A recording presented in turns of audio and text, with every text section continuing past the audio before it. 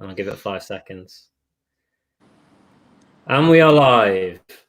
Hello and welcome to another edition of Purple Tories. My name is Damien Heads, aka the Young PJW, and today I have two special guests on my show. That is Sebastian Cheek, who we've had on previously, and someone we haven't had on before, who is Alex Niora. Say hello, Alex. Hi.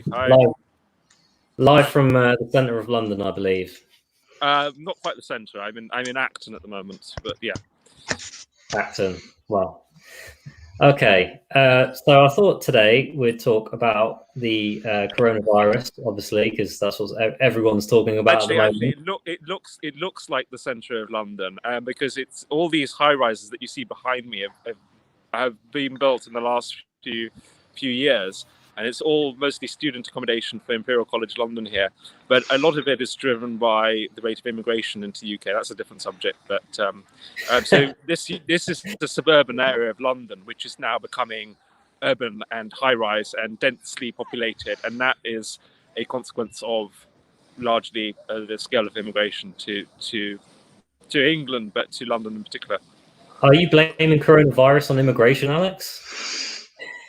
No. Not specifically, no. By the way, do you want to just turn your camera a little bit to the left or the right? Because at the moment you're like Scarface. Is that better? No. So we're getting a really good shot. So if you imagine, this is what the camera can see, and we want to see the whole of your face. So just okay, hang on. Try. There you go. Perfect. There we go. All right. It's a little bit counterintuitive because I have to. I do it the other way too, because it's obviously inverted. So I'm moving the camera the opposite way to what I'm seeing. But yeah, that's better. There we go. Well, I wanted to tackle this subject mainly from the perspective of the economic package which Rishi has come out with, the Chancellor. 330 billion, which is a pretty big amount, I would say. What do we reckon the impact is going to be of this stimulus package, and does it go far enough? Is it not far enough? Should we start with you, Alex? Oh God, I think it's too early to tell, and this is a very rapidly moving situation. It's very interesting the scale of measures that the government's prepared to implement here. I mean, we're talking about mortgages being written off effectively, monthly mortgage payments for people who are affected by coronavirus, and how are you going to assess that? That's going to be interesting. I mean, you're talking about business rates being temporarily cut. You're talking about now, rent being, people not being able to, landlords not being able to evict tenants, and effectively tenants having that right not to be evicted temporarily. How it's going to all be enforced and how it's all. In fact, I think that was just announced. That was just announced the evening, actually, that they're going to make it illegal for landlords to evict their tenants now, aren't they? Mm. Yeah, and it's interesting because I mean, I had tenants last year who I had to have evicted because they lost their job and they stopped paying me rent, and it took a long time because you have to go through the courts if they refuse to budge. I mean, you serve them the notice, they refuse to budge. There's nothing you can do. So this is going to impact landlords potentially. But I mean, that's just one. There's so many different. Going back to the 330 billion, it's a huge amount actually, and it's quite completely unprecedented. So if the government's prepared to take measures like that, then it kind of begs the question: well, how serious is this crisis? How long is it going to go on for? Now, obviously, the most recent news coming through today, and I read a Telegraph article about this, is that London is going to be on lockdown within a few days. What that means, I mean, obviously that sounds fairly scary. What that means is that the government, there's a coronavirus bill being pushed through Parliament at the moment, I believe, and that will give the government the power to restrict and close down premises as necessary, to close down various transport networks, and so it's not clear how far that's going to be extended at the moment, and one would hope that supermarkets and things stay open so that people can continue to buy essentials. But it may be that, for example, parts of the tube network will be closed down, so people won't be able to travel so easily around. But I can't see them, basically preventing people from getting in their cars and driving around. So, it'll be interesting. Apparently, this is being done because, despite the government giving advice that people should, self-isolate and stay at home, looking at the statistics over the last week or so since that guidance came out, is that journeys on the tube are down only by about 20%. Buses, it's only about 10%. So I think the government fears that this sort of voluntary self-isolation, which is what we've had to date, is not effective enough, and so we may have to see something a bit more stringent. And people have been posting photos of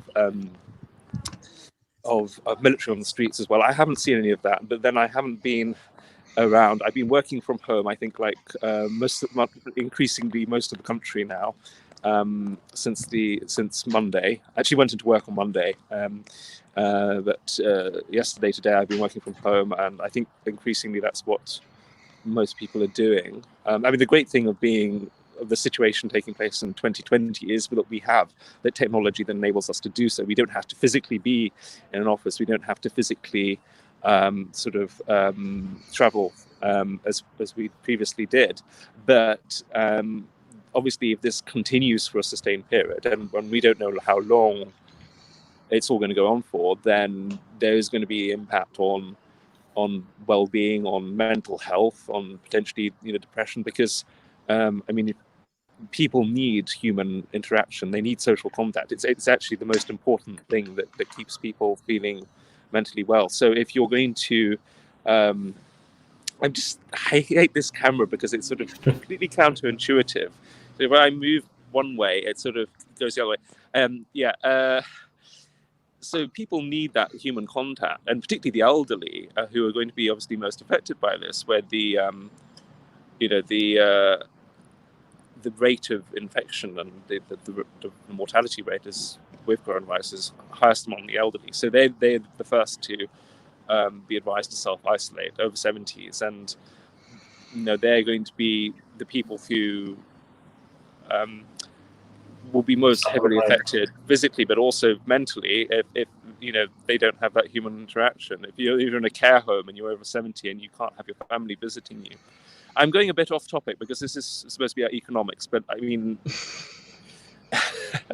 it is kind of all linked. It is kind of all linked because health and physical health, mental health is linked to a productive economy. So it's kind of linked, but going back to Rishi Sunak and going back to the Treasury and their massive grants and their tax cuts. Maybe I've been talking endlessly now for a few minutes, so maybe someone else wants to come in. Seb, I don't know, maybe you want to come in.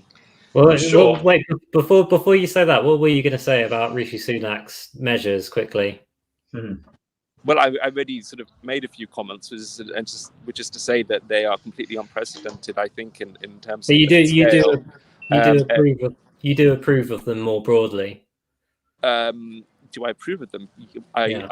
Generally, yes. I think that it's necessary to certainly to help people who small businesses. Let's look at economics.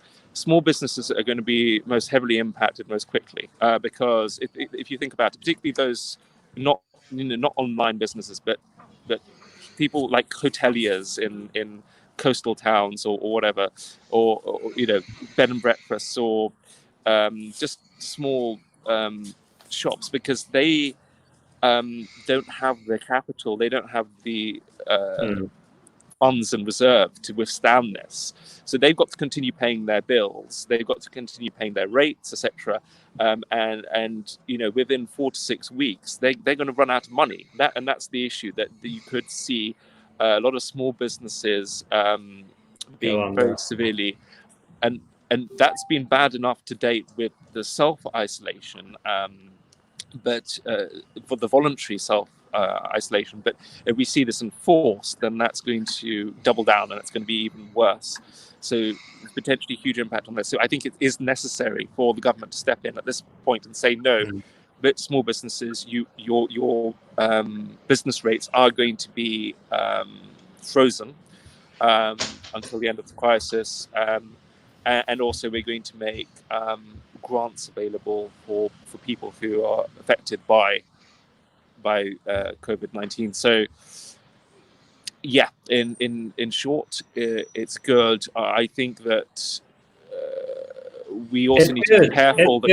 We need to be careful though, because if it goes too far, people might get too used to a good thing, if you know what I mean. And I think that's my concern, that people might expect this to continue. And also my other concern is that people might abuse the system. So, in the same way that you saw the Grenfell Tower, which was the tragedy there, and then afterwards how people pretended that they either lived in the block or they were relatives of people who lived in the block in order to try and get free housing.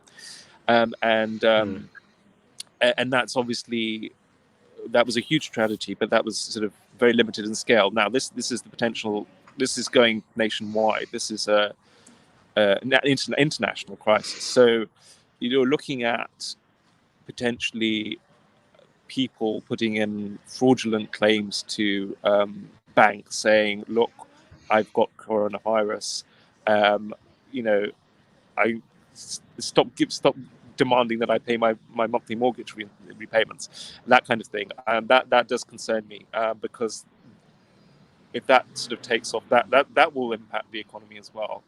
You hit on a good point there in terms of fraud, because on one hand, you don't want to make sweeping statements like everyone doesn't have to pay their rent, because that will massively hurt the economy. On the other hand, saying only some people don't have to creates this big need for bureaucracy. And when government resources are as constrained now as they are, having to look into whether this person should or should not have paid their rent is a resourceful endeavor. Yeah, so he can't really win. It's administrative. It's administratively difficult and burdensome, and in terms of enforcement and checking it. This is why we all know, I think, that the state is inefficient, and it is not the best at doing it. So really want to tend towards minimum enforcement, minimum administration. This is going completely opposite direction, and I can see a lot of problems potentially on the horizon.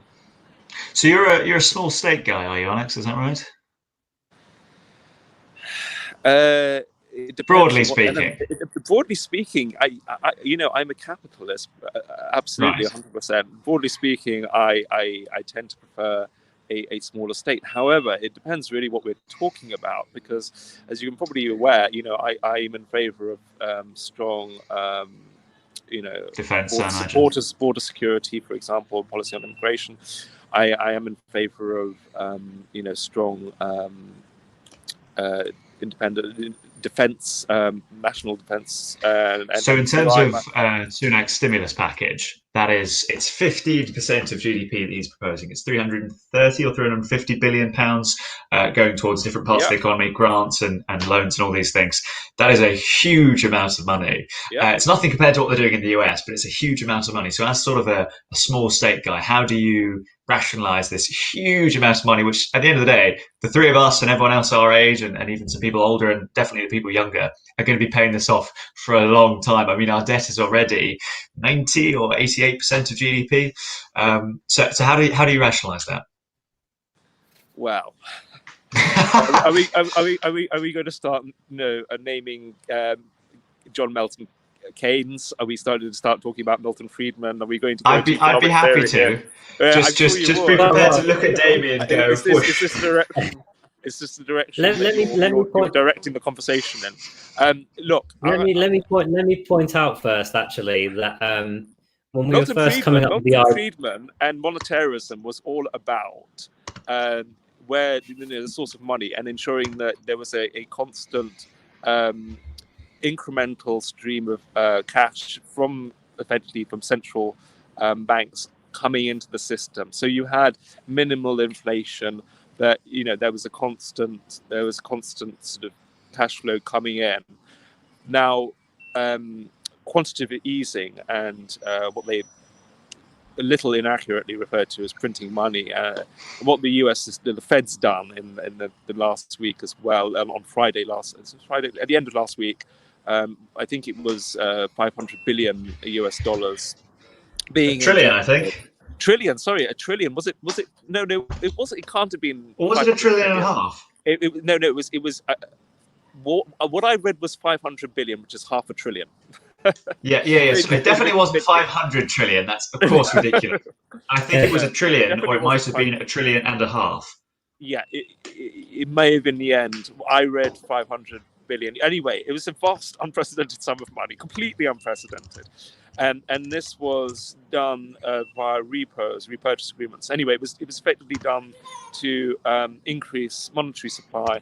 And what happened was, I was monitoring the Dow Jones New York Stock Exchange index on Friday, and we saw the US stocks recover quite significantly on Friday, only to then drop again on Monday. So how effective it was is another question.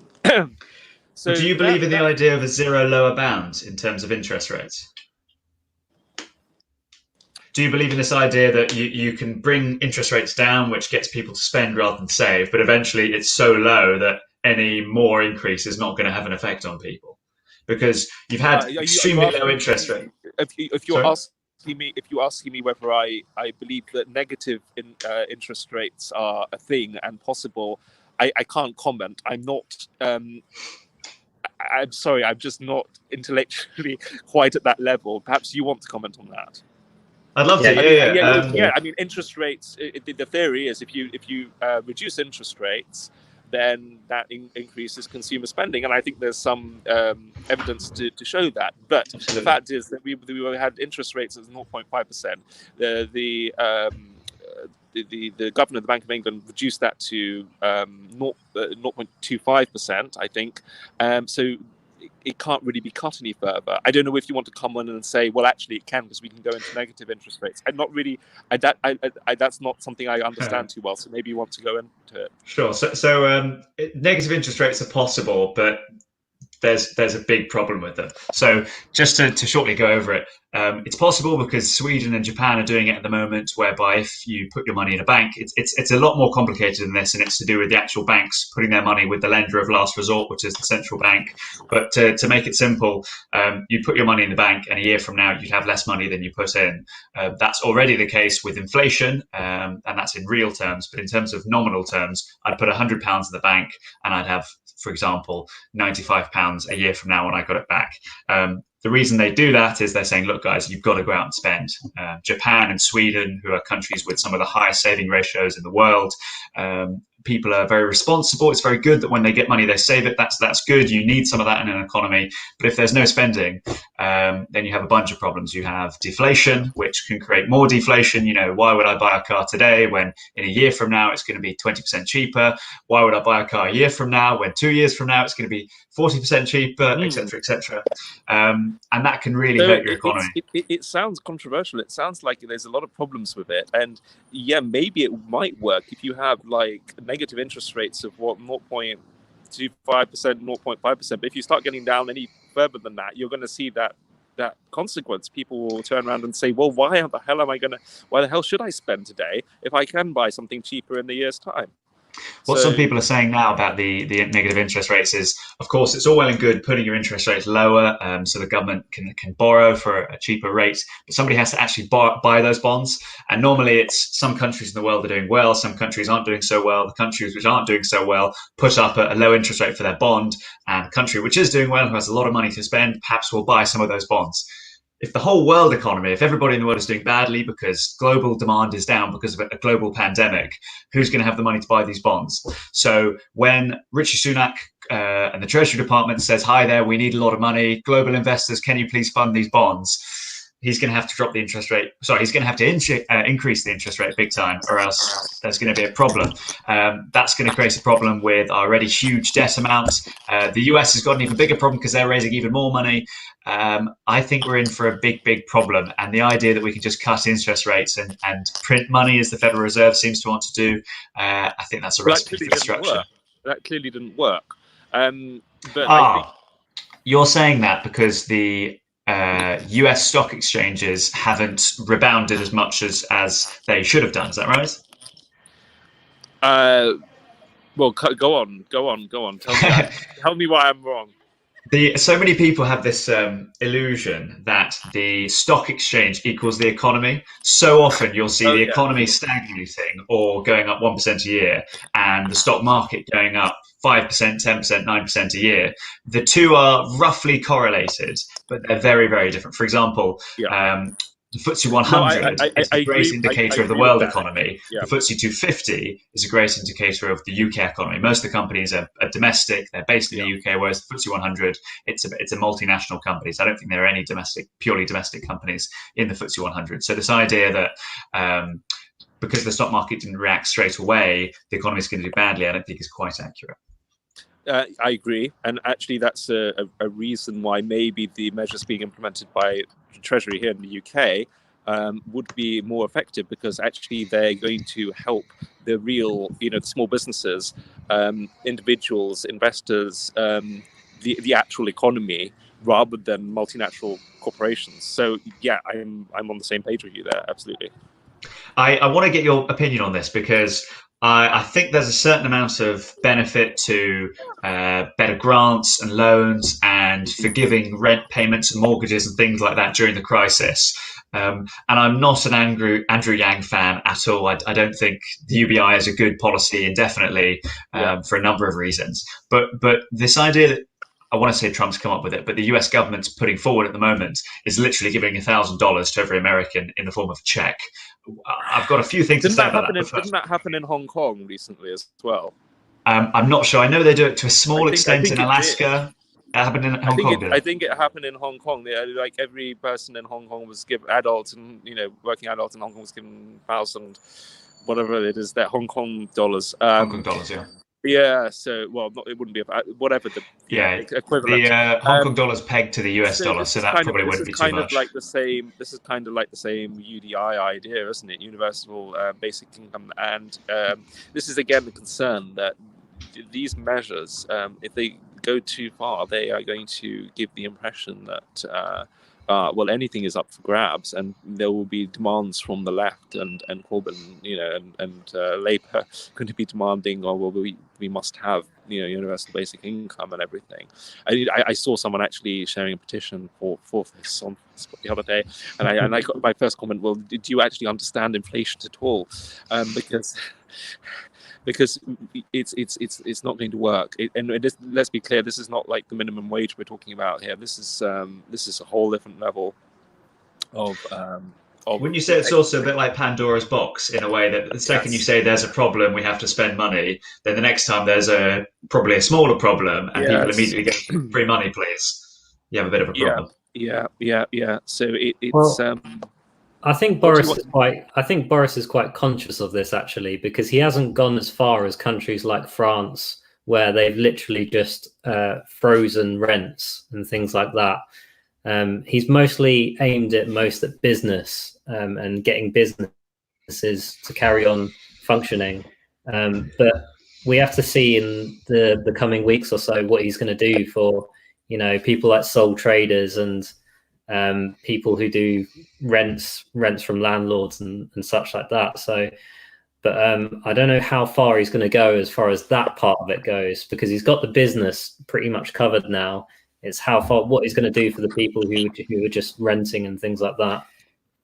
I think it's one of those things that whenever you have a dip in your economic growth, which of course we're going to do, we're almost certainly going to have a recession, maybe a depression, depending on how long we're all self-isolating, depending on how long shops are closed. The real thing you want is you want to make sure that once all the panic's over, once we're no longer self-isolating, once we're out, people are shopping, people are spending, and the economy booms again. Whenever you have a recession, you need to have an immediate U-shaped growth afterwards. And one of the problems I think the Treasury is seeing at the moment is if all of a sudden we did go out, at the moment, we'd all go and spend and we'd go back to work and there wouldn't be any problem. But the longer you stay inside, the longer we're self-isolating, a process of, hysteresis comes out, whereby people are losing skills, jobs are slowly cutting down, the economy is slowly changing. And let's say if 9 months from now we're all outside and we're shopping again, you're not going to see the same recovery you would as if we left the house a month from now. Yeah, that's absolutely right. I think that's the reason why we need to stem. What's the term? We need to stem the tide now, and we need to take measures now to stop this virus from spreading, so that we can. And so maybe these are drastic measures, lockdown and everything. But if that's what's necessary to stop this from spreading, and to ensure that we move on as swiftly as possible, then maybe that's what's needed. And just on that point, if there are stories now coming out from China, and initially when I first posted these, people's response was, well, that's probably just propaganda. That the Chinese, the rate of infections slow down. They're going now into recovery period, and things are getting better. But now you have the same stories coming out of Italy, like the growth of the virus has slowed down. If this is correct, then it's really good, optimistic, hopeful news, because it will mean that, maybe we're going to have a few weeks of misery and lockdown, and we're going to all be restricted, and we're not going to be able to work. But actually, we'll come out of it quickly. Well, from what we've heard from the chief scientific advisor, and I think they're trying to play this down now, is that the UK has followed a herd immunity strategy. I don't know if you've heard about this. Say that again, sorry. The herd immunity strategy. Philip Hancock on the Andrew Marr show on Sunday said that the word herd immunity was not in their vocabulary, and it's not their strategy. They're probably they're playing it down. They're playing it down now, but they did actually originally say that in the beginning. I think it was the chief scientific advisor, someone Patrick Vallance, I think his name is, something like that. But basically, the idea is that instead of trying to just totally stem the virus altogether, it's actually better to just sort of let it spread amongst the population and just isolate the older people who are going to be worst affected by it. And by that way, the general population build up a tolerance against it and basically become immune to it. So you basically protect the elderly who would consequently die from it or have something particularly bad, but at the same time you make the population immune. And this is quite controversial because all the other countries in Europe especially are not doing this. They're trying to just stem it completely. They're saying no gathering whatsoever, schools closed, everything just shut, closed. We are the only country in the world who previously, I think the strategy's changed now, we're the only country in the world that was doing herd immunity. And I think that's the main reason we've moved away from it, because the WHO, the US, the whole of Europe, China, they're all going for this sort of self-isolation, quarantine type measure. We were the only one to think the herd immunity was a good idea. Well, unfortunately, that's a good point, and you have to, it's not only what you do; it's how you're perceived, not only on the national but the international stage. And unfortunately, whereas I'm not a scientist, I can't comment on the pros and cons of herd immunity as a strategy. Although I think my analysis would be that it's a long-term strategy. So I think the government are hoping that in the long term, they want to build up that immunity so that if this ever comes back, then the population will be largely immune to it, and that's the reason for doing it rather than as a solution. You've also got this flattening of the curve idea. So basically, that if you look at people infected in China, you've got these two curves, the small one and then followed by the larger one. But if you follow this herd immunity approach, then actually you only have one curve and it's flatter.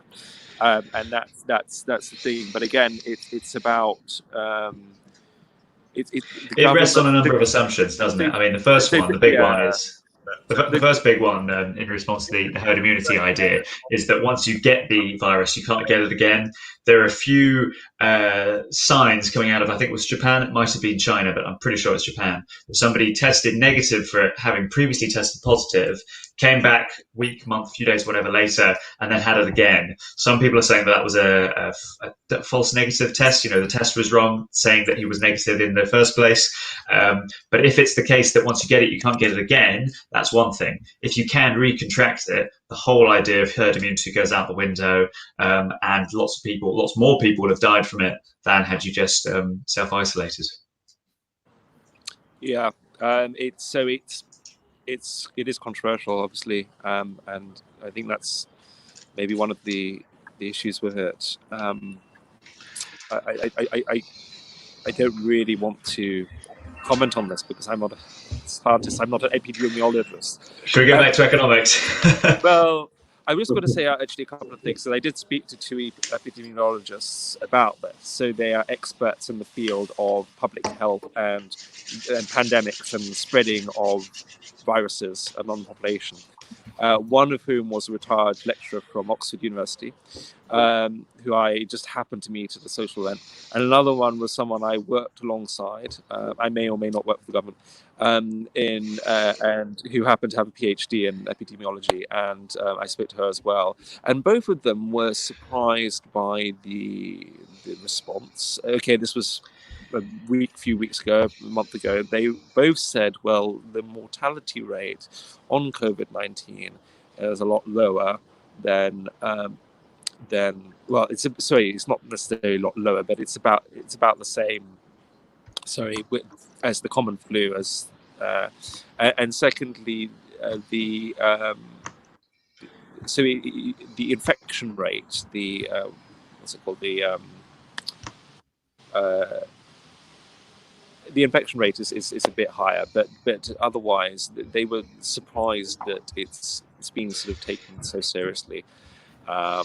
But I think that this may be just because the difference really is that we don't have the vaccine, we don't have the inoculation program with COVID-19 that we have with other strains of the flu, and so that's why it's taken more seriously. Not because it's in terms of symptoms, in terms of mortality rates, it's any worse than anything else.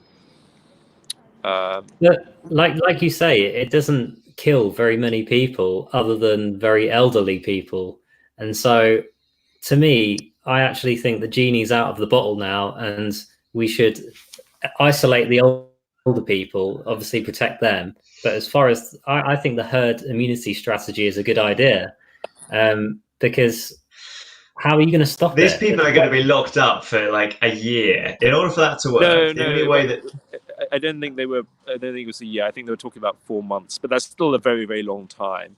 But I know surely, I know people aren't going to die, they're going to have to come out eventually. And the second they do, the second they're with a bunch of people who are infectious, they're gone, and then there's going to be another spread. But it'll be purely old people.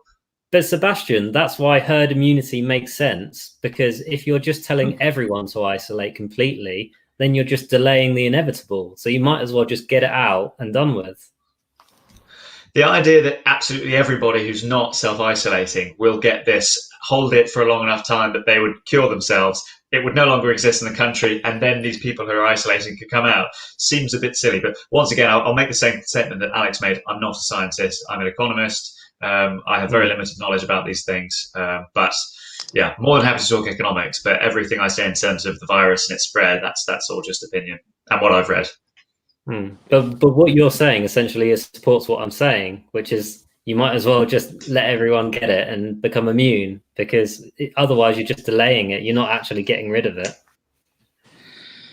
I'm not really sure of my position. I think every single. Shall we go back to economics, maybe? I think that's probably best. I would just say this: there is no solution here, which is people are going to die. Basically, it's whether it's tens of thousands or hundreds of thousands. Every scenario basically sucks. So there are some good arguments to what you're saying. There are some bad arguments to what you're saying. There isn't really anything better. There are certainly things worse, but there are also things which are just as bad and just as good. That's how a politician answers the question. Yeah. Well, I've got a question for you, Sebastian. Let's hear it. To do with economics, funnily enough. You hinted at us getting a recession at some point. I think that's pretty much inevitable now. We're there now. Well, technically speaking, we're not. Not quite. Okay. Well, so recession is 2 quarters of negative economic growth. So even though we could practically be in one at the moment, to the point where our economy's gone down that it's not going to recover in 2 months, we're not technically in a recession until the numbers come out in Q3. Okay. So now is the time to buy stocks, right? Is it? You're not authorized by the Financial Conduct Authority to give financial advice. Okay, right. When I was 6 and my dad gave me like a tenner, my granddad is a fantastic investor, a great guy, and I'd call him up and I'd go, "Granddad, my dad gave me £10. Can you put it in the stock market?" And even when I was 6, he'd say to me, "Sebastian, this is not financial advice. Capital is at risk here. I may get you some money, I may lose some money, but you cannot sue me." And I went, "Granddad, what does sue mean?" Or Granddad, who's Sue? But anything I say here is not financial advice. You shouldn't buy anything based on what I'm saying. When I was that age, I used to think a thesaurus was a type of dinosaur. So we're on the same page then. Good. There's 2 sort of forces you've got to fight off. On one hand, when there's blood on the streets, buy stock. If you want to make money, if you want to make lots of money from the stock market, you have to buy when nobody else is buying. If everyone else is buying, the price has already gone up and you miss your opportunity. On the second hand, and this is the one that every investor, I think, one time in their life has to learn, possibly the hard way, is you should not try to catch a falling knife. If the market's falling off, the idea that you'll know where the bottom is and you can buy the bottom, it's just not going to happen. You've got to make a smart decision. Wait till everything starts to go sideways, buy then, and go back up. I think the most comforting thing to say is eventually, whether it's the course of a year, 2 years, 5 years, certainly not 10 years, I'd probably say 2 years, things will go back to how they were. Maybe there'll be some changes in terms of our foreign relations with other countries. Maybe there'll be some changes in terms of trade, health standards, things like that. But if the economy could get to 30,000 on the Dow, just shy of 30,000 on the Dow, and now we're at 20,000, I think it's fair to assume that in a couple of years it will go back to 30,000. So if you have some extra liquidity, you have some extra cash in the bank, this is not financial advice, it might be a good idea to put it in the stock market. So when do you envisage that recovery is going to start? Are we talking about summer 2020, or are we talking about maybe further down the line? It's entirely dependent on the virus. The initial crash in the stock market, initial downturn, was because of 2 factors, and one has become more important than the other. The first was oil. Exactly, yeah. The first was the Saudi-Russia oil war. They're having a massive argument, and yes, it means hopefully I haven't been back home yet. I haven't had need for my car, so I don't know if petrol's actually cheaper. So often the price goes straight down, and the price of the pump doesn't change. The second it goes up by a few dollars. Funny stat, isn't it? Yeah, the other exactly. way around, it's always exactly. Wholesale costs go up, your prices go up in the supermarket, wholesale prices go down. Why is it not being passed on to the consumer? I wonder why. Exactly. So on one hand, it's really good for the consumer if those prices go down, which sometimes they do, a lot of the time they don't, as Alex rightly says. But if you're a fossil fuel enterprise, as in you're actually putting them out, such as the entire state of Texas, right, or a lot of the American Midwest, and your local economy is based around people who work at the refineries, work at the oil refineries, or have some sort of connection there. If those jobs go, because when the price goes down, they can't sell as much, which means they have to cut their jobs, then the local economy, which is based off these big employers, goes. For example, the best example I could give is if you look at the mining towns in the north of England and in the north of Wales, when the mines went, the communities around them, the pubs, the shops, the supermarkets, all the other businesses that worked with the employees from the mines, the miners, they went as well. It's derived demand. They rely on that big monopsony, the one single supply of labor to survive, basically. So because of that, Texas is going to have a lot of problems. Canada as well. Those are big parts of the world economy. Well, America more than Canada, of course. I've got family here in the oil industry in Canada. That's why I say that. But no, so there's going to be some problems in America. But what was a similar size, but now has obviously become a lot bigger, is of course the coronavirus. Until we have some sort of clarity about when it's going to end and when the government measures say that we can come out and live again and spend and just go to the pub at least, then I can't possibly tell you. If you said to me, Sebastian, it's going to be 3 months until we're all outside and this whole thing will blow over, then I could probably tell you. But until I have some sort of clarity, until the Treasury has some sort of clarity, then nobody can really predict a thing. We've got a couple of comments here. If anyone wants to send in any questions, please do. Someone called Siren says, do you think shares have bottomed out yet or after the lockdown? I'm guessing that's, again, dependent on the virus, you're going to say, Sebastian, right? I could get very much into the economic theory behind it. The basic thing I'd say is the efficient markets hypothesis, which some economists believe and some don't, and most people believe it to a certain extent.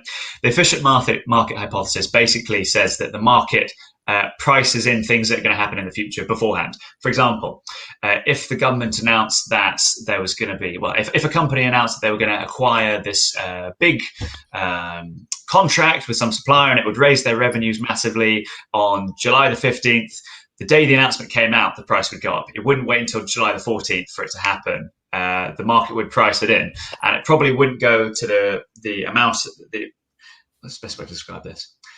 I'm making things complicated. The idea is the market prices these things in. The efficient markets hypothesis says the market prices these things in that are going to happen. If you look at the market, it doesn't just tell you the amount of points. It doesn't just tell you the amount of revenue. It also tells you the mass aggregation of investor sentiment. Does that make more sense? So do you think carry on? Okay, if you looked at the stock market now and you see that it goes up 10%, that's a clear indication in regards to the coronavirus that things are looking a bit better. Maybe we panicked.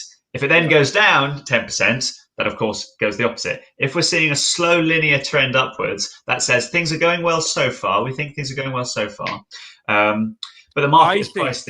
It's a little too early. I think it's a little too early to tell. I think this is such a rapidly moving picture. The coronavirus, it's too early to tell. I think we need to give it a few more days and just keep looking at the FTSE, perhaps the FTSE 250 rather than 100, based on what you said earlier, Seb, and just keep an eye on it and see, where the stock prices are going. Well, perhaps a better question they're asking is not, is the coronavirus going to be taken care of? It's, is the global economy, specifically the global supply chains, are they going to deal with this shock to demand? Perhaps that's the question they're answering. In regards to the question of have they bottomed out or not, obviously I can't possibly say, but I think the markets have massively... It does look like they're presuming the worst at this point. Mate, things can get a lot worse. Things can get a lot worse. I mean, none of us were around in 1929, but things can get much worse. Okay, we have running water, we have electricity. The shelves, although they're emptied every day, the next day they get refilled again. Global supply chains are intact. That's just one thing I'd like to address. Actually, a lot of people are saying, the system's corrupt, the system's terrible, the system's bankrupt, the system's broken because the shelves are empty. The next day they're filled up again, and a few days from now they're filled up again, and everything does get filled up. The only problem is there is a lot of people wanting to buy a lot. In 2 weeks from now, unless there's some sort of supply chain catastrophe, the shelves will be completely full. There will be no empty shelves because capitalism does that, right? I'm not the biggest shill in the world for capitalism. I think it has some very bad things. I think it has some very good things. But I'm surprised to hear that. Yes. Going to university, I think, and to a certain extent, I've become more left-wing. To a certain extent, I've become more right-wing. I think I've learned more about the economics of it. You know what? That happened to me believe it or not, I went to university. I went left wing, and then I guess when I was What 18, university did you go to first of all?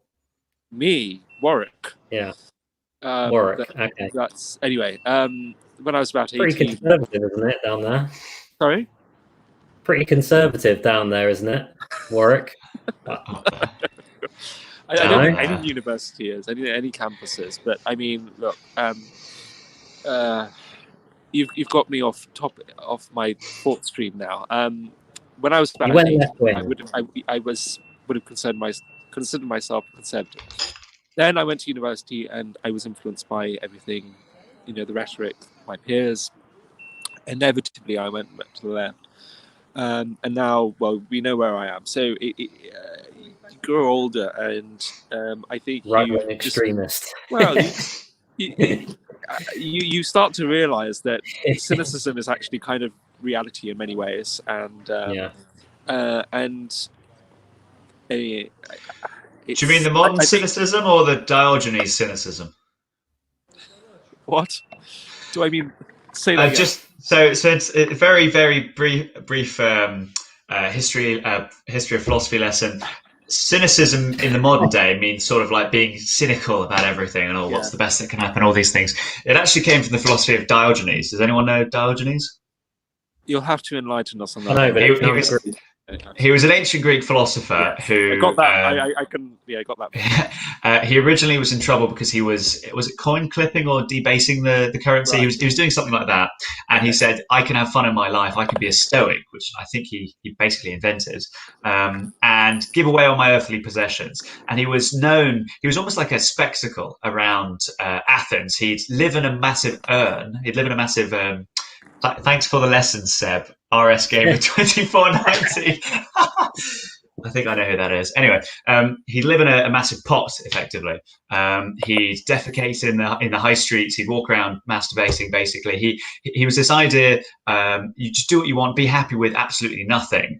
And cynic. It sounds like a bit like Raskolnikov from Crime and Punishment by Fyodor Dostoevsky. I haven't read it, I'm afraid. You should read it. It's kind of I would recommend it to any student, actually, because it's all about sort of taking a completely nihilistic approach to life. Yeah, carry on. But if I'm not mistaken, the word cynic comes from an old Greek word or an old Athenian word for dog. And the idea was basically live like a dog. So a very short detour there. But whenever I hear cynicism these days, after hearing that, I always think, do you mean shitting in public? No, I don't. Jolly good. Funnily enough, I was using the sort of commonly understood meaning of cynicism, which is essentially kind of assuming the worst and assuming that things are going to turn out more negatively than positively, which I think has been my life experience to a certain extent, although not entirely. But I think it's actually also a useful and a good philosophy. When you look at the right and the left, essentially the right are people who are more anxious and more concerned and feel more threatened, and the left are people who tend to be accepting, and they have very low thresholds on being afraid of sort of external forces and everything. That's essentially the left-right dichotomy, division, if you like, philosophically, or psychologically rather. So where am I going with this? So if you're conservative, then often the left will turn around and say, well, conservatives, they are intolerant and they are not open-minded, they're closed-minded, they're fearmongers, they fearmonger about migrants, or they fearmonger about the economy crashing, and we have to be fiscally prudent on all of this, whereas the left tend to be, oh well, we just live and let live, everything's fine.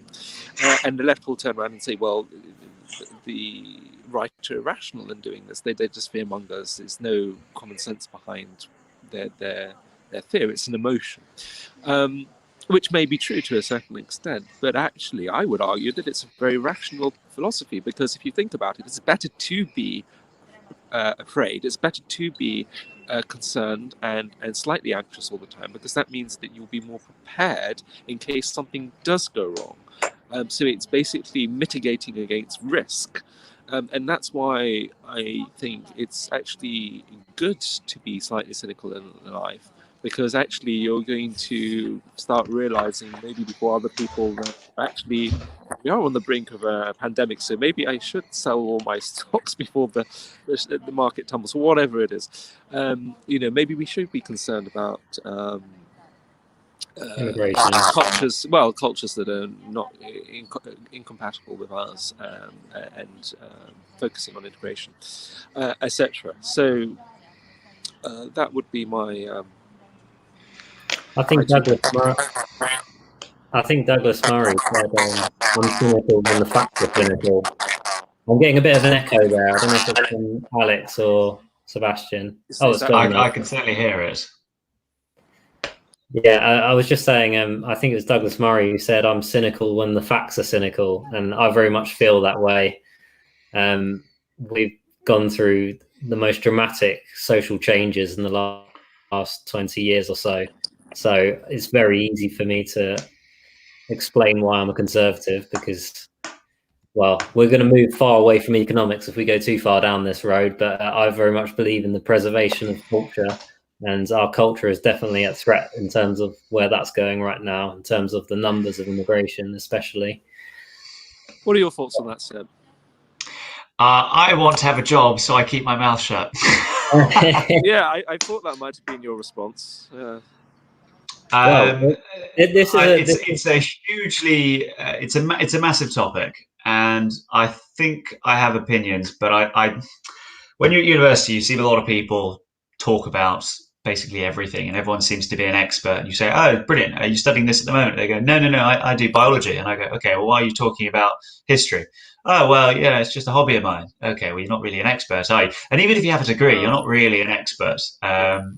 I think this idea, this appeal to authority that, oh, I have a degree, therefore I am, or whatever.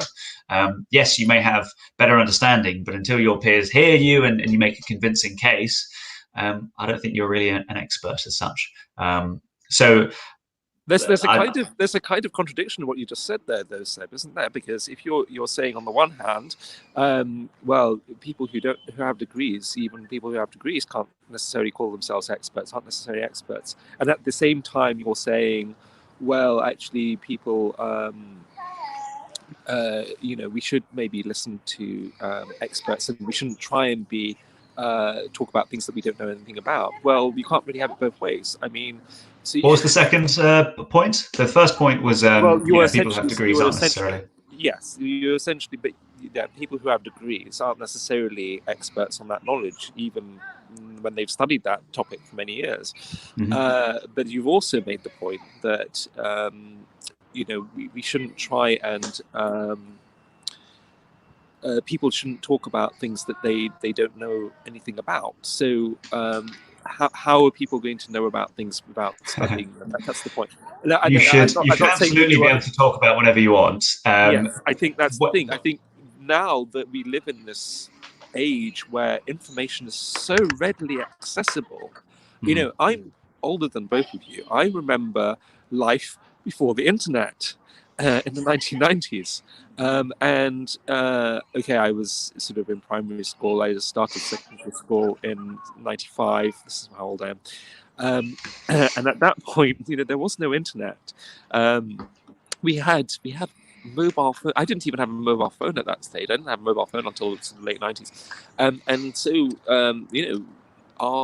the accessibility of knowledge was simply just not there at that stage. Whereas now, fast forward to 2020, everything is there at a click of a button. You can find literally anything. There's nothing to stop anybody from informing themselves and becoming an expert on any topic. They just have to focus on that area, and that's a big problem today because, well, attention spans have decreased apart from anything else. The average attention span has decreased to about 9 seconds from 12 seconds 10 years ago. So we're very easily distracted, and that's also a problem with social media. That's a problem with things being available at the click of a button, about people not memorizing facts, which is what used to happen.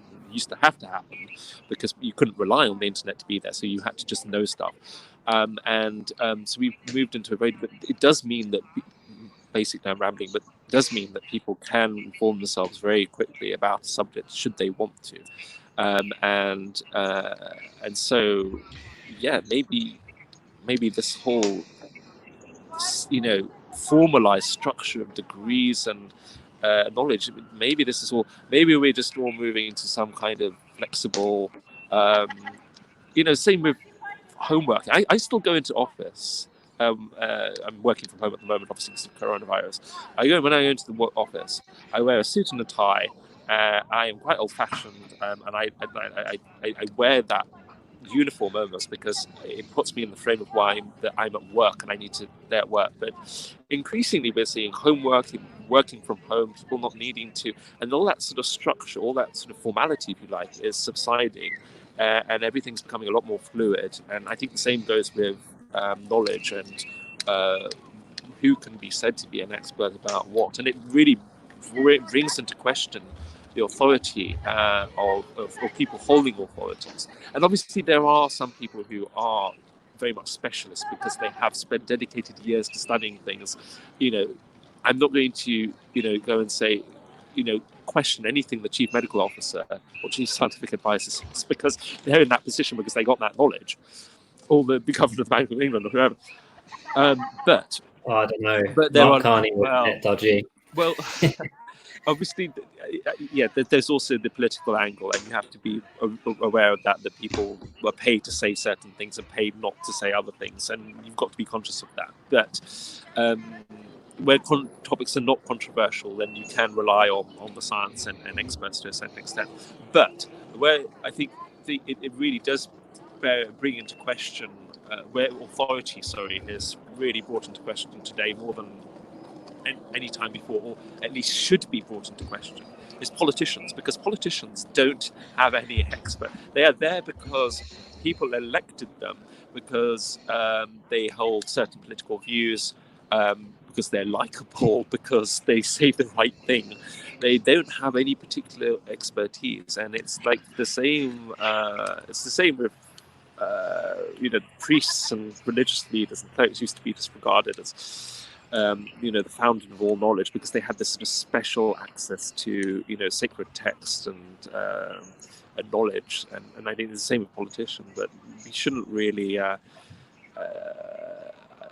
This is turning into somewhat of an Ayn Rand kind of argument, isn't it? I'm not a great fan of hers. Not actually because of a lot of the points that she made, but I just think she was a very cruel and callous woman. But anyway. Michael Gove. Okay, I'm getting the echo again. Stop. Okay, I think it stopped. Michael Gove famously said during the Brexit referendum, I think the public have had enough of experts. And I remember a lot of the lefties thought this was outrageous. But I totally know what he meant by that. And I think the problem with the intellectual classes... love the state. The left actually counterintuitively love that they need to rely on the state. They love experts.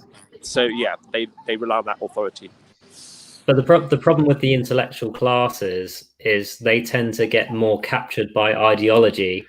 And I believe much more like Roger Scruton, where he says we need to do our politics with freedom away from ideology and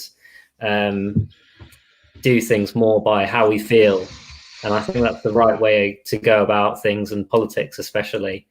And this can go into an argument that we've talked about and we're going to talk about before, which is the whole argument of libertarianism versus conservatism, or paleo-conservatism, as some people like to call it, where libertarianism is very strict in its belief in we shouldn't spend people's money at all, whilst the more conservative attitude is well, actually, there's certain things where we feel like the government could do better than the free market. So I'm interested to see what you have to say about that, because we were originally going to have a debate about this, weren't we, with you and Zach Bosley, because he is very much a strong libertarian. Yes. And so, where do you stand on this? So I reject libertarianism, and actually it's less about economics. Although I do believe that the state, I don't believe in no state. I believe there should be a sensible state, a state reduced in size. But I do believe the state should exist. But I think it's more, my rejection is more on a philosophical level, and it's also down to social policy. And I want to underscore that it's about my rejection of libertarianism is down to the social policy of which doesn't get discussed much. Like when I talk to people who sort of the fanboys of the ASI and the Adam Smith Institute and the Institute of Economic Affairs, it's all about economics. It's all about economics all the time, and free market and all of that. And I don't really have major issues with capitalism and generally markets being uninhibited. What I do have an issue is where libertarianism is taken as an ideology and it conflicts with with things like morality and things like duty and things like having it's just I think in order to lead a healthy productive life where we all feel fulfilled and we all feel that we have a purpose in life, which is incredibly important. If you look at Abraham Maslow's hierarchy of needs, which I don't know if you're both familiar with that. He was a psychologist, and basically at the top of that pyramid is the need to have some kind of self-actualization. Self-actualization, which can also be referred to as synonymously as purpose in life. And I think that's very important. I think my fear with libertarianism is it kind of the philosophy is anything goes, and anyone can do whatever they want, and there are no consequences, and there is the sort of negative liberty thing that libertarians will argue, well, anyone has the right to do anything as long as it doesn't harm the harm principle, as long as it doesn't harm anybody else. Non-aggression principle, yeah. And the issue I have with that is actually that most things that people do actually affect the things that other people do, and that's increasingly so. Increasingly in our interconnected world, in our increasingly densely populated world, things that I do are going to affect lots of other people, so it conflicts completely with things like leading by example. If you look at, I would be in favour, for example, of the smoking ban in pubs, because smoking in pubs, you see, there you go, you disagree. I'll explain why. You don't even because the argument against it, by libertarians. Let me finish. The argument put against it by libertarians is, well, everyone should have the right to harm themselves if they want to by smoking, because it doesn't affect other people. Well, actually, it does, because when you're smoking in an enclosed area, you are contaminating the air that was breathed by other people around you. And you can argue, well, you should have smoking-only areas in pubs, and that's fine, and that worked fine. Or you should let the market decide and leave it to itself. And I disagree with that. I think that it's a classic example of where actually the state can intervene very effectively and impose that restriction, impose that ban, and that actually everyone benefits.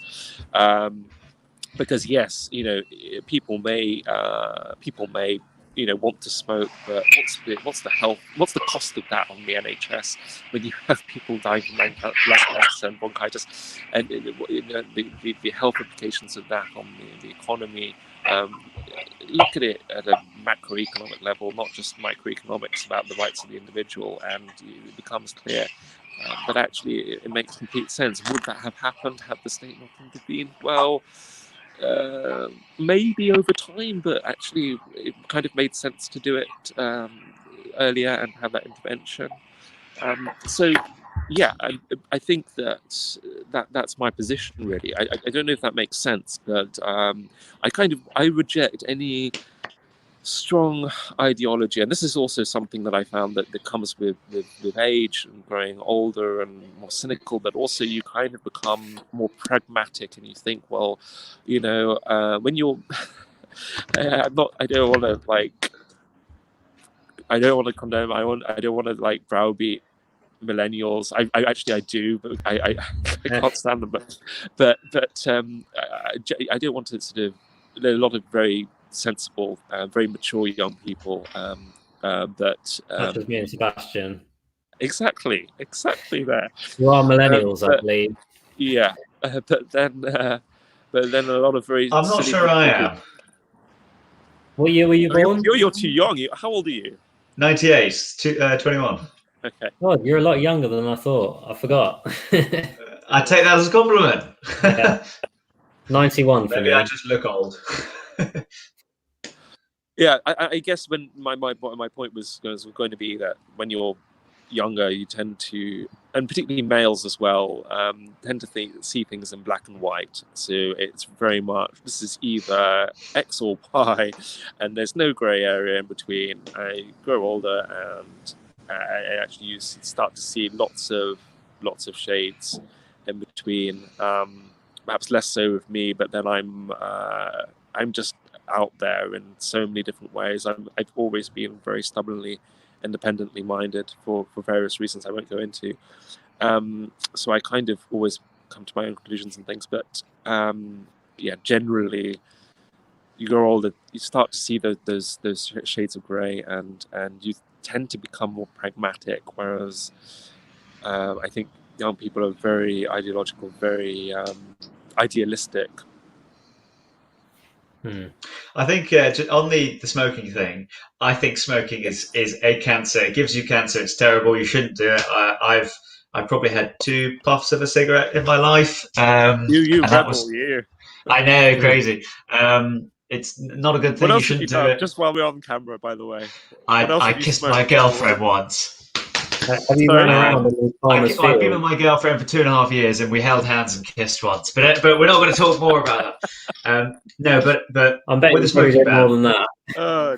with the smoking ban, yeah, I think people shouldn't smoke. But if you're a pub owner and you're in the countryside, and 4 people come to your pub a day or week, whatever, you know them all, and they want to have a smoke, I don't see why the individual pub shouldn't be able to say, okay, fine, whatever. Like, I'm more than happy for pubs to say, you know what, no smoking in my pub, absolutely fine with that. But saying that every pub in the country has to implement no smoking, I think is a little bit. I wouldn't do that if I was the government, for example. Wouldn't be the top of the priorities, but I probably I wouldn't do it.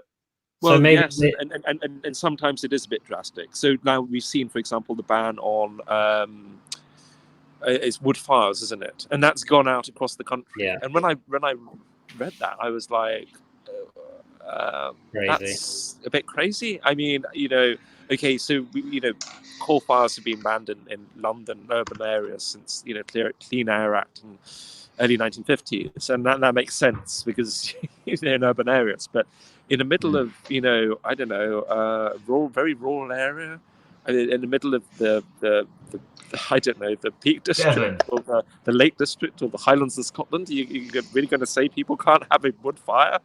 I mean, it's a bit crazy, and I think that is a problem with the government approach sometimes. It's a bit blunt, and you have those, delineations are always difficult, and you have to have the delineations. You have to have the well, this applies to everybody between the ages of X and Y, and this applies to all, because otherwise it becomes administratively impossible to enforce and implement the measures. But then it does become a blunt instrument because it is always going to be a little bit one size fits all. I have quite a few comments here from someone called Libertarian Torch. I'm going to read some of these actually, and maybe Sebastian, you can address some of these. Yeah. So he said here the budget was terrible. All it did was an excuse for borrowing and spending. Each citizen is born into debt by about £80,000, and for our unborn kids it will be higher. We are not free. And he said you can't have. Should we answer them question by question or comment by comment? Sorry. Well, I think I'll give the last one to you actually. And he's also said you cannot have freedom without economic freedom. And this last comment, which I think is particularly interesting, which maybe you can address specifically, is the NHS is a terrible service because it has no incentive to improve, as it will always get your taxpayer cash, regardless if it delivers a good service or not. It's why charities and businesses are always better. So I think this is a good example because the NHS is probably the most controversial thing to argue against in terms of the libertarian argument. So what do you make of that argument? Because it does make quite a good point there that it doesn't have an incentive like private business. I'm not an expert in healthcare, economic healthcare, but I do have an opinion. I do economics. I like to think I know my thing, but this will be mostly opinion, and where I'm using fact, I'll try to lump that in. Ben Shapiro makes a very good point about healthcare, where you can have 2 of 3 measures. And if I remember correctly, it's affordability, universality, and quality. In the UK, we have universality and affordability. I think that's right. But we don't necessarily have quality. In the US, it's affordable to a lot of people. It's quality, but it's definitely not universal. What I'd say about the UK, and what I'd say about why I like to think I'm a free market guy, but I'm definitely in favour of the NHS, is if I'm going to a car dealership and I'm making a deal and the deal proves to be too expensive, I can walk away. If I go to the supermarket and whatever's on the shelf is too expensive, I can walk away. I don't have to buy it. If I need medication for my cancer and the drug company or the health hospital provider is charging too much money, I walk away, I die. With any part of negotiation, with any deal, remortgage your house and you create a subprime mortgage crisis that leads to recession. I cheat, I steal, I beg from somebody. There are other problems. You make a good point. Yeah. What I would say is, the free market works well where 2 parties can contract together and no party is. What's the best way to put this? I have no ability to say no in regards to my health. If it's something serious, if it's cancer, if my leg's been chopped off, I have no ability to say no. That is not the case in almost any other industry. And that's why the idea of government healthcare, whereby you can bring down prices, where the NHS gets much cheaper drug prices than the US. Yes, the US has much higher quality, but everybody in the UK who needs serious healthcare can get it. Yes, it's not the best for things which are non-urgent, but if you've got a stake stuck in your leg, as I had in August, they'll take care of it. If you've got cancer, they're very good at that. If you want to look into the economics of this, Google something called QALY, which is QALY, Quality Adjusted Life Year. Adjustment Life Year, yeah. Perfect, yeah. The NHS ranks very highly in this. The NHS, it gets a lot of shit, but name me a country whose health service doesn't get a lot of shit. If you go to America, their system gets a ton of crap. Ours gets a ton of crap. The basic point is, if it's something urgent and you need the healthcare, so long as there's not a global pandemic, the NHS will take care of you to a very high degree. I've needed it a fair amount. They've done a fantastic job for me pretty much every time. If it's something non-urgent and you can go private, you should probably go private. That's my view. So do you think that's where libertarianism kind of falls apart? With anything else, libertarian's great. You know, the government shouldn't get involved if I'm trying to buy something off Alex, and vice versa, depending on what it is, of course. Hang on. You're saying you should restrict me if I'm offering you, I don't know, cocaine? Well, that's another topic. I'm more than happy to talk about that. That's a tangent I'm not going to go down at this moment in time. Right. Okay. But if I'm trying to buy something. No, not even slightly. No. Well, I agree. I'm not a libertarian either. Good. If I was going to buy something off Alex and I literally could not say no, then there needs to be something. There needs to be some sort of. If I'm in chains to Alex, and I don't want to talk about this too much because Alex's grin will go all the way up to here. There we go. then the government needs to I step don't in know. and do something. I might want you to be in chains to me. As I shouldn't say that. But. Exactly. I said your grin would go up to your eyes. Anyway, the point is, the government needs to step in. Someone needs to step in, even if it's a regulatory body. Someone needs to do something. If you have no right to say no, if it's basically like the Brexit campaign, you need to have the idea to say no deal. If you can't say no deal, then no deal is better than a bad deal. Simple. I've never really thought No about deal's better it. than a bad deal. If only people followed up on that advice. But anyway. What were you saying, Jamie? I've never really thought of what you're saying, the argument between those two ideologies in terms of what you're saying about, do I have the choice there? But I think that's probably the best description I've heard, and I'll probably use that when I argue against people in the future. Because it also regulates prices. Because, for example, in other countries where you have a private healthcare system, what's the best way to describe it?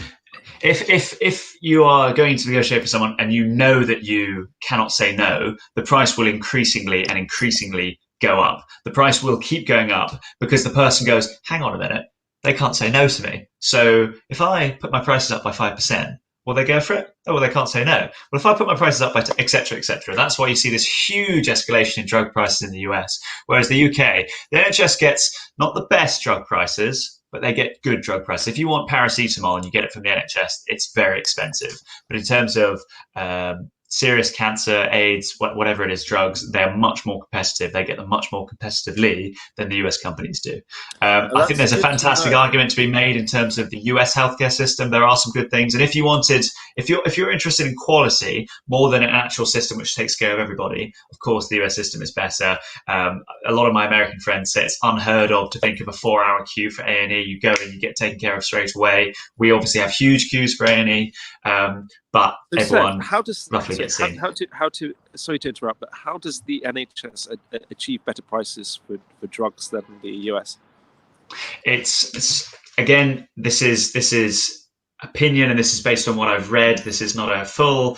I don't work in the NHS or anything like that. But the basic argument is you have one national company that goes up to the drug companies and said, look, we're going to buy a huge amount, almost like bulk buying. We'd like your drugs, please. And they do it that way, as opposed to in the US, where it's the individual. Scale. It's by economies of scale. Economies of scale. Buying. Right. Okay. You're showing me up in terms of economics. I should have said that. Economies of scale. Right. No, I mean, it's good to know that because I don't shy away from criticizing people with my same sexuality. And one of the things I've been very critical of is the sort of the NHS providing PrEP. If you're not familiar with what PrEP is, it's effectively a preventative medication that prevents you from getting HIV. So it's excellent in that regard, but it has, from what I've read, prices been very expensive for the NHS. So I would be more in favour of it. They could bring prices down because I again, and this is going on a moral argument, and this is where I have raging rows with other gay men because they will just say, no, absolutely, this is. You're right. We should definitely have it available. And I turn around and say, well, you just want to have bareback sex, don't you? And you don't want to use a condom. This is why. And I am sort of like, sorry, I don't. So, but if the price can be reduced, then yeah. And then it's a very interesting point around drug prices because the consumer, of course, wants cheap drug prices. But the other thing you've got to think about, which is never mentioned in the mainstream media, and I hate to use that term because it makes me sound like I've got a tinfoil hat on, but there is one good argument for why drug prices. Not in this crowd, it doesn't. There is one good argument as to why you should have expensive drugs. And that sounds crazy because, of course, you don't want people who need drugs to have to pay a lot. There's one argument. Do you want new drugs? obviously the answer is yes. You want drugs that cure cancer, you want drugs to cure this. The way you do that is with a profit incentive. If you're a pharmaceutical company and you are looking at which drugs to make, the basic decision you make is which one will be most profitable, which one has the biggest amount of people, which will pay the biggest amount of money to take care of. And so if you massively reduce the amount of drugs, you reduce the revenue, you reduce the profits from creating new drugs, you're reducing the incentive for companies such as GlaxoSmithKline, very good. Pfizer, companies like this, you're reducing their incentive to actually go out and find them. If these companies were making a lot of money, and this is just one argument, I'm not saying this is how it should be. If these companies were making a lot of money, the incentive to go out there and make a lot, to make more drugs, to scout for new things, would be improved. For example, a lot of people are talking about the vaccine for coronavirus, of course, but a lot of companies are quite squeamish towards this because a vaccine's a one-off thing. It's not a course of medicine which lasts a very long time. And once somebody uses it once, they don't need it again. Companies who invented cures for other recent diseases and vaccines and treatments weren't compensated to the degree that some people, and especially the drug companies, thought they should have been. And if they haven't got that incentive to find these drugs, to find these cures, to find these vaccines, in the future, they're not going to do them. So on one hand, you sort of want not a cheap price, but I guess you could say a fair price for drugs, so that people who innovate, so that people who create these new drugs, find these new remedies, these new solutions, actively go and try and keep finding them. Yeah, and you're making effectively the you get what you pay for argument. That if you don't spend enough, you're going to compromise on quality, and that's one thing you really don't want to do on drugs. Having said that, it's worth bearing in mind, and this is a sort of slight tangent, but with a lot of drugs, they will have use-by dates, the same as with just groceries or produce you buy in the stores, and they've done tests to show that actually. Whereas it may say, well, this expires at the end of the year, actually, if you keep hold of it, in 2 years' time, the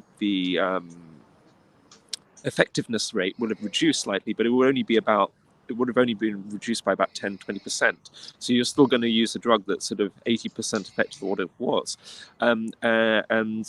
so there. Again, maybe this is me being cynical and old, but sometimes you need to be a bit cynical and sort of question things and think, well, actually, am I getting value for money? Should I be a bit more skeptical about what I'm being told? Because actually, and I know this as well, speaking from pharmacists have told me the same thing. Actually, don't just throw things out. You've got to be cautious.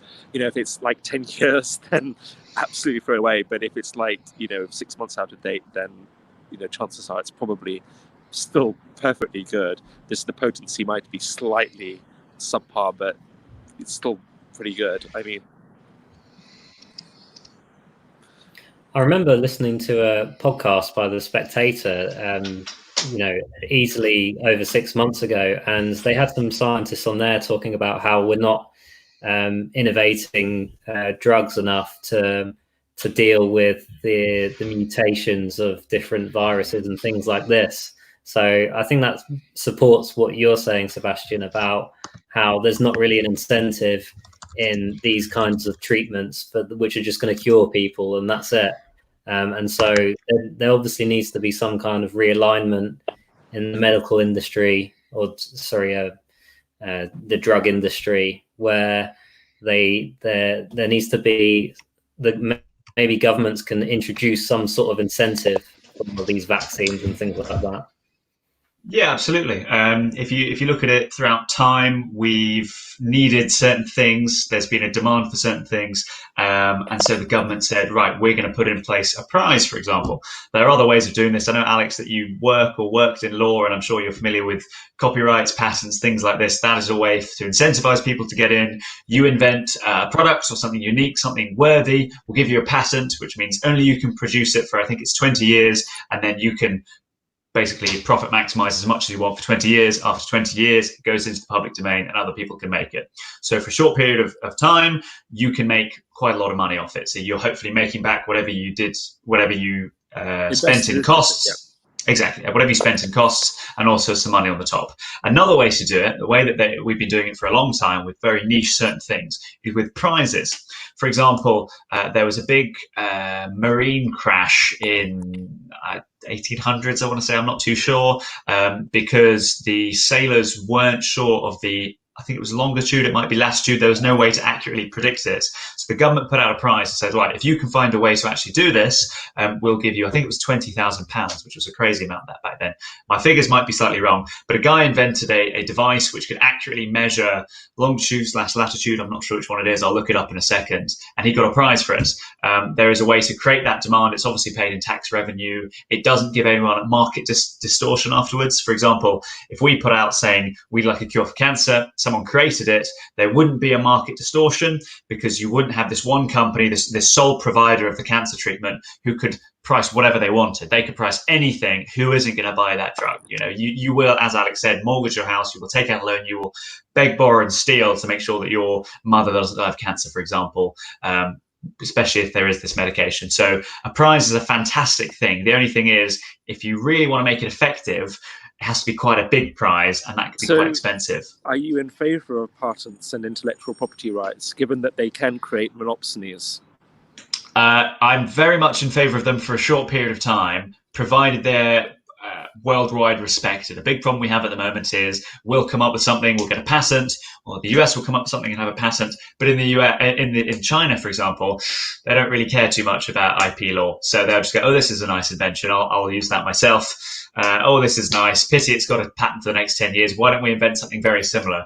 The thing with patents and copyrights and things like that is you have to actually register. It's not like a trade secret where you just keep it quiet and don't let people in. You have to actually register what it is, what makes it unique, and say that other people can't use this, because otherwise how else would you stop people from using it? How else would you say what it is they can't use? So Trump's doing a few good things in terms of respecting intellectual property rights in China, because it's all well and good we create something which is globally revolutionary, but then China creates the exact same thing 2 months later for half the price. Yeah. And one of the things relating to Brexit and leaving the European Union was the recognition of intellectual, where British people have registered trademarks on the European, what's it called?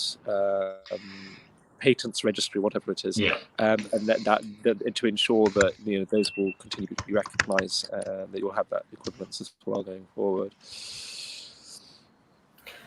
I wanted to bring the conversation back to the coronavirus, especially in regards to a recession, which is definitely going to come our way. One thing I wanted to ask you, Seb, was obviously we had the recession in 2008. That had its own particular circumstances to do with debt and borrowing and things like that. Do you want me to give a background? How long do you have? Well, let's not. Well, you can go into what parts are relevant after I've finished my question, but I think what's been quite different since that recession and recessions before is that interest rates have stayed low since then, and it doesn't seem like debt has really gone down much at all. So do you think if a recession hits now, it will be more damaging, and could it be more severe than 2008 even, or would it be less worse because of interest rates? So a lot of questions there. The first question is, on the blanket statement, are we in a better position for recession now than we were? I'm not really sure. The big thing that sticks out to me is when we went into recession.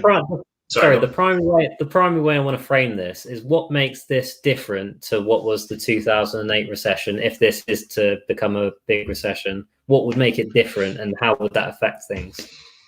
So as Mark Carney said, and I think he illustrates quite a good point here, in 2008, the financial centre, the financial services were at the heart of the crisis. They were the causes of the crisis, among other things, depending on your opinion.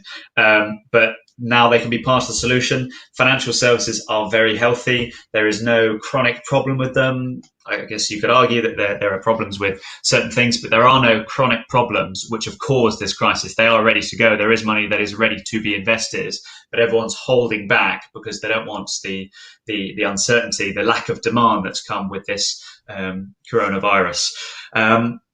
Just very briefly, the 2008 crisis happened because interest rates were slowly starting to be lowered by the Fed because they wanted people to spend more. People were incentivized to get higher risk. There were like 15 different things to go about this, but the main thing was people were incentivized to lower their risk and increase their rewards. One way of doing that was an invention by Louis Ranieri for a mortgage-backed security, which was basically you get a load of mortgages, you put them together into a bond, and you sell that off to investors who doesn't pay their mortgages. So the bond is very secure and the interest rate can be quite high. Then people decided to do something called a collateralized debt obligation, which is you take some of the mortgages from the mortgage-backed securities and you put them into a side project, and then which are all basically the risky ones that didn't sell, and you. I can explain this fine. It's just don't worry, Sebastian. I've seen The Big Short. I know all about this. Okay, basically, people were buying these. I can't hear Alex. Can you hear Alex? Can you hear Alex? Alex has gone. I can't hear him. Oh, maybe he's gone out of battery. Maybe. But basically, the people are buying riskier and riskier products. The CDOs and the CDO squareds, the CDO cubes, the collateralized debt obligation that went down and down and down with riskier and riskier mortgages were backed by nothing. But the incentive structures, which I believe were the real problem, the incentive structures for bankers, for brokers, for dealers, for lenders, for everybody was just get this done, sign it off, whatever. You heard of ninja loans, no income, no job applications, people who would get mortgages on their homes without having any money, without having any income, just because it was assumed that eventually they'd get one. The whole thing was spurred up. The financial services were part of it, and so the recovery had to come naturally. Some people say it was because of all the bailouts and stuff. I personally disagree. But the difference here is a few things. The first off is our government debt then wasn't nearly as high as it is now. That's very important. A lot of people say that when you're in a problem, you need to spend your way out of it. Some people would disagree, but government spending can definitely be the way to spur on investment. John Maynard Keynes would say you start spending, the government starts spending, everyone else gets confident, they join in, and the economy gets going again. That's one argument. I think that's fine. The difference is now we're at 80 to 90, I want to say 90% of GDP debt, which is huge. So every year, the total value of everything we produce, 90% of that is debt. That doesn't mean we produce 90% debt. That means our debt value is worth 90% of the entire value of everything we produce in a year, which is huge. To join the EU, I think you need to have 40 or 60% or lower. So let's say we wanted to rejoin, we wouldn't be able to on that metric alone. The reason I bring this up, the reason this is important is for a few things. First off, you need to spend your way out of the crisis. Some people would argue you need to have some government spending to get things going again. When your debt is already so high and you're talking about spending 15% of your GDP in one stimulus package, you're going to need to borrow a lot more. The second thing is, if you are going to borrow, strictly speaking, from a neutral point of view, now is a good time to borrow because interest rates are low. However, you start to borrow now and then interest rates go up and then you're screwed. So I think my biggest thing, the thing I'm most passionate about in economics is getting rid of debt. Debt can be helpful. For example, I take on debt when I go to university. It's a fantastic loan. You don't have to pay it off until you make a certain amount of money. If you don't pay it off in 30 years, it gets cancelled. It's fantastic. But debt, for the most part, in terms of government debt, in terms of taking on debts for foolish, foolhardy endeavors, I think it's terrible. I think you need to save and then spend. I think you need to save and then put your money into things you actually care about. Invest wisely. You shouldn't just rely on constant debt. The way that we're not living within our means as a country. If I said to you, mate, your income was £100 and your outgoings were £120 each week, each month, each year, how long could you keep that going? Any reasonable person would say that's not sustainable. You can't do that. That's exactly what our government's done for near 20 years. We haven't had I still can't hear Alex. Damien, can you hear Alex? Alex, maybe you should try putting in some headphones because that might solve the problem. because sometimes the microphone helps on the headphones. Yeah. If you have them. So what was I saying? Yes, sorry. For 15 years, I think it is, maybe 18, we've been running government deficit after government deficit after government deficit, which means we spend more than we bring in every year. And look, that's fine, sort of. If you keep doing it and it's small, it's not the end of the world. Also, if you couple it with inflation, then in terms of your GDP to debt ratio, it doesn't really change that much. However, when there's a problem, when you actually need to borrow money, and that's a big problem I have with economics. That's also a big problem I have with UBI. It's all well and good spending and spending and spending, but then the person after you is going to say, well, if I want to beat them in the election, I've got to spend more than them. Then they spend more. The next person comes in, says they need to spend more, and the debt just goes up and up and up until you collapse. Somebody said in the comments that Japan's at 238%. Yeah, Japan is not doing well. Look at Japan in terms of deflation. Look at them in terms of their actual growth. Japan is not doing nearly as well as they were. Japan's in real trouble in terms of their demographics, in terms of their family pyramid, I think is the word, the generational pyramid. There's way more old people than there is young.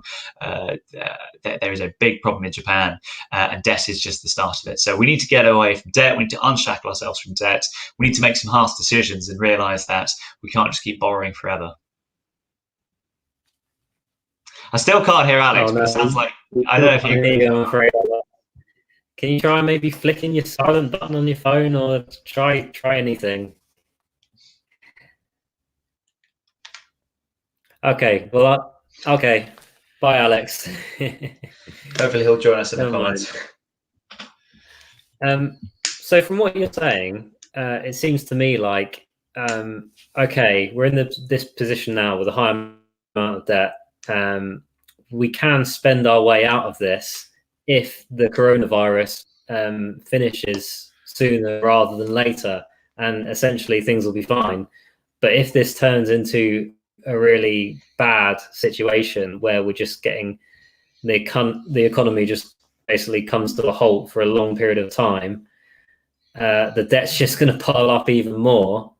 And then what happens then? Well, there's a number of things. So some countries go default. That's a huge problem. I'd like to think that wouldn't happen. The big thing that will happen if we can't pay our debts is our credit rating will get devalued. Or downgraded, I think is the official terminology, which basically means the rate at which we can borrow money internationally goes down because the creditworthiness, the reliableness of us being able to pay back our debt has gone down. So let's say we're AAA at the moment. I think that's right, depending on which credit rating agency you talk to. If that goes down to a AA or a single A, then the rate at which we can borrow is going to go up, which means that the amount that we have to pay every single year on debt alone, just paying off the interest, is going to go up. For example, I think in 2010, our fourth or fifth or maybe sixth biggest outgoing after pensions, after defence, after whatever, was the interest on our debt, which is crazy. If I remember correctly, it was something like 50 or 60 billion pounds. Imagine what else we could do with that. If we had no debt and we had an extra 50 to 60 billion pounds a year, what we could do. NHS problems solved overnight. I mean, crikey, that would be amazing. But every single year that ticks up and ticks up. I know for a fact that we spend more on our debt interest than we do on our military. That definitely was the case. Let me have a look. UK spending. There's lovely little pie charts you can get. On Purple Tories here, we like to get our facts completely straight. We don't like to leave anything uncovered. Right, so I've got here 2016 to 2017 government expenditure. The fifth biggest thing that we spend money on is government debt interest, which is 40 or 39 billion pounds. It is less than defence, but it's more than public order and safety, personal social services, housing and environment, transport. It's 10 billion more than we spend on transport. It's another 15 billion more than we spend on industry. Basically, the point I'm making is, if we stopped having this huge amount of debt, even if we just reduced it, we'd have a small amount of money extra every single year that we're not spending on interest. And this is the case when interest rates are low. The second interest rates go back up and that interest starts to grow and grow and grow, and we have to pay more and more and more, then we're really, really in trouble. Greece is lovely for a holiday. I love to go there for a week. I love to go there for a couple of weeks. I wouldn't want to live there at the moment with some of the economic problems they're having. They have a huge amount of debt. I think most people have said, we know they're never going to pay for it. And that's one thing. But if they were forced to pay for it, there'd be huge austerity measures. I think they're just going to have to default. So presumably you weren't in favour of the budget where he talked about mass spending on things like HS2 and things like that. I'm guessing you would have been against that on the basis of increasing our debt, or you support that? I really like the idea of big infrastructure projects. Big infrastructure projects are a fantastic example of supply side economics. It's the idea of you grow the economy naturally. You take care of things like immobilities of labor. For example, if we had lots of hyperloops, or we made it easier for somebody from Cornwall to go and work in Devon, you'd reduce the mobility of labour and jobs in Devon would go up. People could live in Cornwall. Instead of everyone having to live in Devon and the house market saturated, you could have people living in Plymouth. You could have people living in Cornwall. You could have people living in Weston-super-Mare, for example. If you're taking care of these things, you're saving people time. Their commute is going down. They're living where they want. You're giving them time. You're giving them leisure. The economy is growing that way. People have extra time. They can work more. They can spend more. They can enjoy themselves. They can do stuff. Most people, I live in Surrey normally when I'm not at university, and I used to commute on my gap year. Very good. I used to not anymore. I'm in Hampshire now. Oh, okay, yeah. You've lost your Surrey badge now. Unacceptable. Yeah. When I used to, on my gap year, I used to commute into London.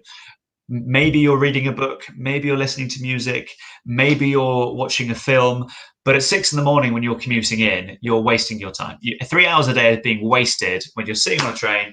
You're just there. You're not really doing anything. You are wasting your time. Imagine if those 3 hours a day were used on something productive, or they were used for working, or maybe you were asleep, or maybe you were less stressed. Anything like that. By having infrastructure projects which are saving people time, by giving people more freedom, you are helping the economy massively. So I love infrastructure projects, but I hate HS2. Okay, HS2 is a massive, massive problem. It's a huge amount of money. It's tearing apart the country.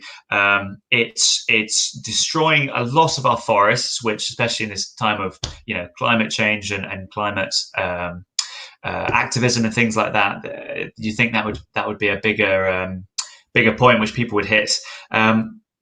And also, the worst thing is, I could sort of stomach if it was, a couple of houses had to be torn down, and a couple of greenways had to have a track go through, because obviously tracks go through greenways all the time. I wouldn't have such a problem, but it only saves a handful of people half an hour a day. Mm-hmm. Only the people that commute from, Birmingham or wherever it is, to London, only those people who commute, of which there are already a line there. It's not like we're now inventing a line. It would save those people. I think it's half an hour a day. I think it might actually be less. So it's a huge white elephant. The kind of things that I'd like to invest in would be the bridge from Northern Ireland to Scotland. I think that's fantastic. Wow. I think Hyperloop, if we can actually do that, I think that idea is fantastic. That would genuinely save multiples of time. For example, the London to Edinburgh journey, instead of it being 2 hours, it would be 12 minutes, for example. Sorry, what's this? Hyperloop. Have you heard of Hyperloop? No, I have not. Go on. Hyperloop is effectively, it's pressurized tunnels which use magnets to shoot cars along. Sure, yeah. And Tesla's doing, not Tesla, sorry. Elon Musk's doing them, Virgin's doing them. Apparently they're going to be ready as early as next year. If we as a country stepped forward and said, look, we're going to be a world player in this, we're going to do something special, we're going to be the first people to do this, that would be fantastic. And the amount of growth you'd see on that alone would be huge. Can you briefly tell me what the name of it is again? Hyperloop. Hyperloop. Hyperloop. Loop. Yeah. Okay. Yeah. Okay. I'm going to research this. Do. But infrastructure projects are fantastic. Back to the question. The question is about whether the budget was good. The budget before the coronavirus problem seemed quite good. There are a lot of good things with it. The budget we've had during the coronavirus problem, I have severe doubts. The severe doubts I have is, especially with the US system, and we'll come on to that if you'd like, give people money now, help people out, and hopefully they'll spend money. Giving people a lot of money, especially as they're doing in the US by just giving people checks of, I think it's $1,000 each. That's going to happen in a few weeks. Yes, they'll have more money, maybe they'll go and spend, but it's certainly not going to get people to leave their homes and go out and spend the money like you hope. A lot of the jobs that are going to go, a lot of the businesses which are going to fail, are jobs where people have to go in. For example, estate agency. That's going to be a big one that's hit. No one is going to do a house viewing with the coronavirus going on. For example, I'm talking to a friend at the moment about getting a house for next year. There is no way somebody's going to see two random people in the breadth of a global pandemic, and two, there's no way their tenant's going to want you looking around their house, coughing all over their sofas and their furniture and all these things. So that's going to be a big one hit. Online industries, Amazon's of course going to do very well, but a lot of jobs on the high street are going to go, depending on how long this pandemic lasts and depending on how long we're self-isolating. So giving people money is not going to help. Self-employed people. It's horrible. As such as myself. Self-employed people, I think it's 5 to 6 million in this country who are genuinely the backbone of this country, who take care of a lot of employment. They have a huge amount of risk. I started my own business. We won't talk about it. It didn't go very well, but it was a nice thing to do, and I learned a lot from it. It was basically an app. It was going to be in Exeter. We'll leave that for another time. But I know some of the struggles.